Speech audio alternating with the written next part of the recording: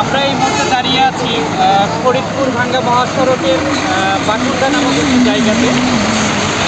আপনারা জানেন যে ফরিদপুর থেকে ভাঙ্গা পর্যন্ত যে মহাসড়কটি রয়েছে, এই মহাসড়কটি প্রচুর ভাঙাচোরা এবং খানাখন্দে ভরপুর।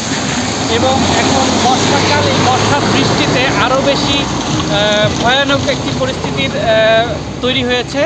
আমরা একটি কাজে যাচ্ছিলাম, এই কাজের মধ্যেই দেখলাম যে এই বাকুন্ডার এই জায়গাতে একটি পাট বোঝাই নসিমন উল্টে গেছে।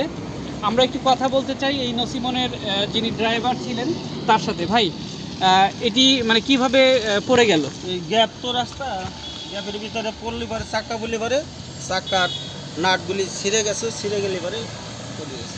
মানে এই রাস্তার কারণে কি প্রতিনিয়তই এরকম ঝামেলা হচ্ছে? এই প্রতিনিয়ত রাস্তার কারণে মানে কি চান আপনি এই রাস্তা ভালো হলে পরে অ্যাক্সিডেন্ট ঘটতো না, গাড়িগুলি হতো না, গাড়িগুলি ভালো চলতো। গ্যাপের মধ্যে পড়ার কারণে রাস্তা অনেক গ্যাপের মধ্যে পড়ার কারণে মানে 5টা স্টিক ছিঁড়ে পড়ে গেছে। তো এভাবেই প্রতিনিয়ত কিন্তু এই রাস্তায়, এই মহাসড়কে কিন্তু দুর্ঘটনা ঘটছে।